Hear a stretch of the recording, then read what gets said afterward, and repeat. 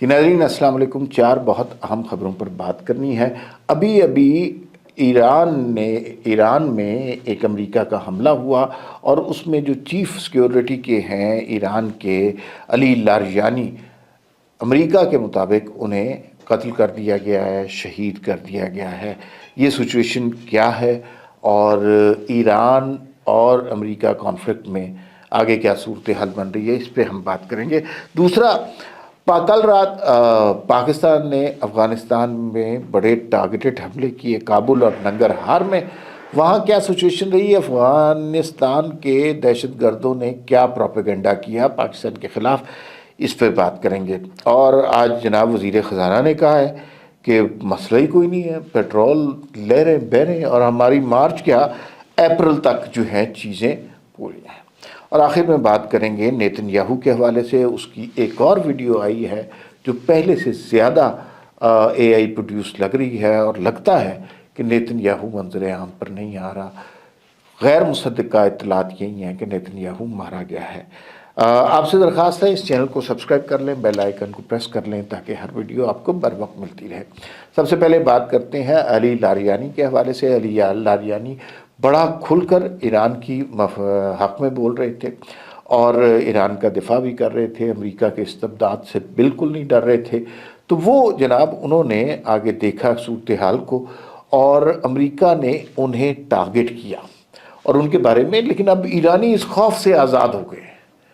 मतलब उनके जो सुप्रीम लीडर थे उनको 1 साल से पता था कि उनके ऊपर हमला किया जा रहा है। वो किसी बंकर में नहीं थे, वो अपने ऑफिस में थे। ईरान ने मार दिया तो नहीं डर रहे, वो अमेरिका ने मार दिया तो वो डर नहीं रहे। अली लारियानी के हवाले से अभी इत्तलात आ रही हैं, ये अनकन्फर्म्ड इत्तलात है।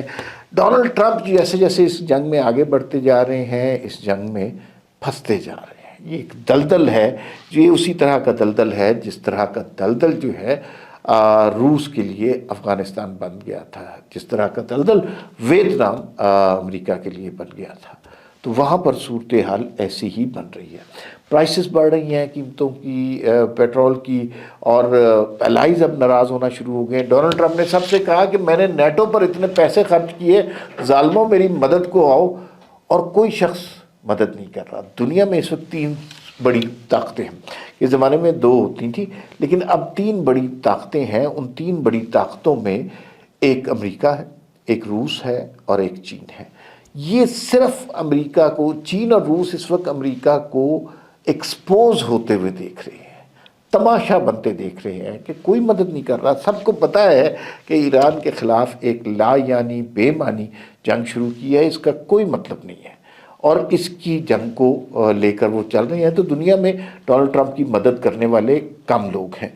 डोनाल्ड ट्रंप की रेटिंग भी कम हो रही है, पॉपुलैरिटी ग्राफ भी नीचे आ रहा है और अमेरिका एक ऐसे दलदल में जा रहा है जिसका उन्हें अंदाज़ा ही नहीं है। और वहाँ पर आवाज़ें उठना शुरू हो गई हैं, वहाँ पर ईरान के हक़ में आवाज़ें उठना शुरू हो गई हैं। लोग कहते हैं कि इस मतलब आपने कोई जंग शुरू करनी है तो आपको अपनी कांग्रेस से मशवरा करना चाहिए। डोनाल्ड ट्रंप और 2-3 लोगों ने मिलकर, 5 लोग कहते हैं कि 5 लोगों ने मिलकर फैसला किया और जंग शुरू कर दी है। तो ये सूरत हाल बन रही है और अभी ये अमेरिका के लिए बहुत बड़ा मसला बनता जा रहा है कि इस जंग को कब कल्मिनेट करना है। मतलब ईरान तो बाज नहीं आ रहा, वो तो रोज़ आगे से जवाबी हमले कर रहा है। तो जो अमेरिका ने सोचा था कि जो जो अहदाफ हम हासिल करेंगे, रजीम चेंज हो जाएगा, ईरान घुटनों के बल हो जाएगा, कोई नहीं आ रहे, वो मरने मारने के लिए तैयार बैठे हैं। तो इसमें बेइज्जती अमेरिका की हो रही है और दुनिया देख रही है कि बच्चियों, आज एमनेस्टी इंटरनेशनल वालों ने भी बात की है कि बच्चों के स्कूल पे क्यों हमला कर दिया। 161 बच्चियाँ, कितना बड़ा सान है, उनको मार दिया। तो ये एक जुल्म है और जुल्म का एक बहरहाल अंजाम होता है।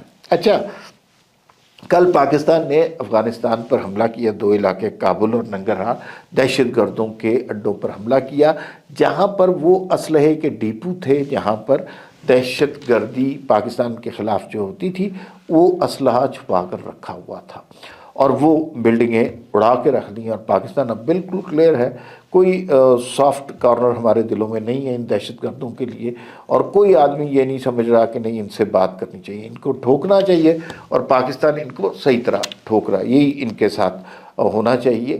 لیکن آپ دیکھیے کہ وہاں پہ بیٹھے ہوئے دہشت گرد سوشل میڈیا پر کتنے ایکٹیو ہیں اور کتنا زبردست طریقے سے پروپیگنڈا پھیلاتے ہیں. کل انہوں نے پہلے یہ کہا کہ پاکستان نے جو حملہ کیا وہ کسی ہسپتال پر کیا.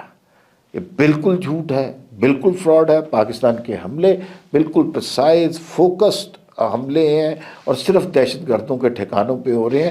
کولیٹرل ڈیمیج کم سے کم کرنے کی کوشش کی جا رہی ہے.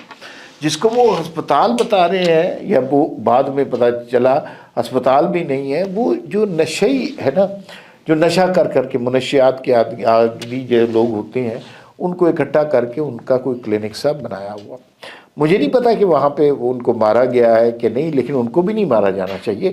لیکن بہرحال یہ ایک پروپیگنڈا کیا گیا پاکستان کی جانب سے. بالکل کلیئر بات ہو گئی کہ بھائی جان ہم کوئی ایسے لوگ نہیں ہیں، ہم اس طرح کی چیزیں نہیں کرتے اور ہم فوکس بات کر دہشت گردوں کو ہم ڈھونڈ کے چن کر ماریں گے.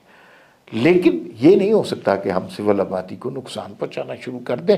اس کا ہمیں خیال ہے اور انہیں نہیں خیال. وہ بچوں کے اسکولوں پر، بچیوں کے اسکولوں پر، مساجد پر، بازاروں پر، نہتے لوگوں پر حملہ کرتے ہیں دہشت گردی کا.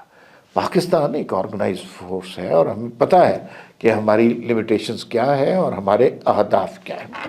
اچھا، پاکستان کی جو ہے سفارتکاری کی ایک بہت بڑی کامیابی، ایک بہت ہی بڑی کامیابی یہ ہے کہ پاکستان کا 2 جہاز جو ہیں وہ جو آبنائے حرمت سے کلیئر ہو کے آگے آ گئے ہیں اور یہ بڑی اچھی بات ہے.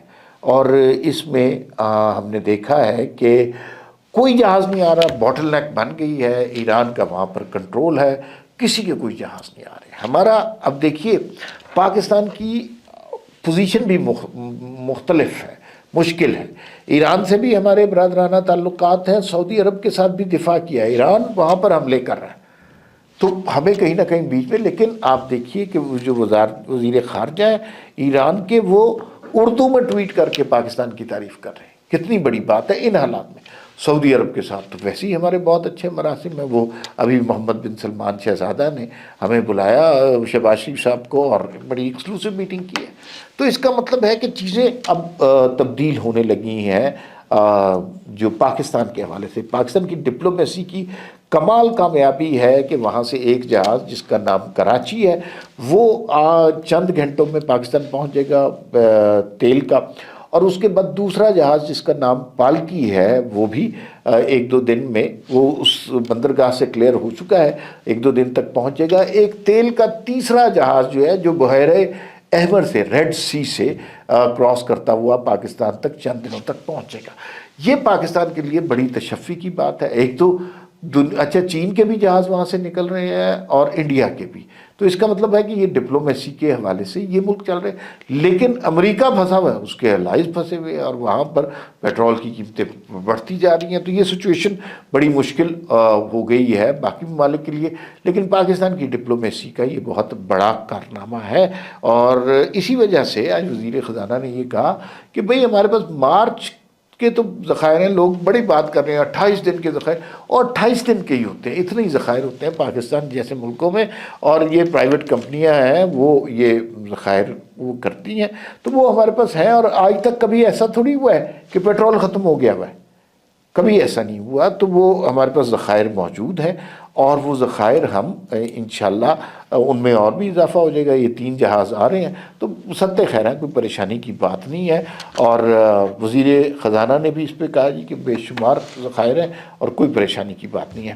آخر میں بات ذرا نیتن یاہو کی AI ویڈیو کے حوالے سے کر دیتے ہیں. پہلی جو ویڈیو آئی وہ کافی ہاؤس میں تھی، اب دوسری ایک ساحل پر آئی ہے جس میں وہ لوگوں سے ہاتھ ملا رہے ہیں، تصویریں کھنچا رہے ہیں. سچی بات ہے پہلی تو مجھے کوئی ذرا مشکل سے AI جنریٹڈ لگی تھی، لیکن یہ جو دوسری ہے یہ تو پکی AI جنریٹڈ لگتی ہے.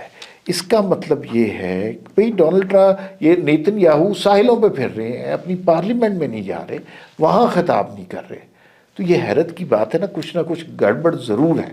نیتن یاہو ہو سکتا ہے مارا گیا ہو یا شدید زخمی ہو، اس وجہ سے منظر عام پر نہیں آ رہا. فی الوقت اتنا ہی، پھر ملاقات ہوگی. اللہ حافظ.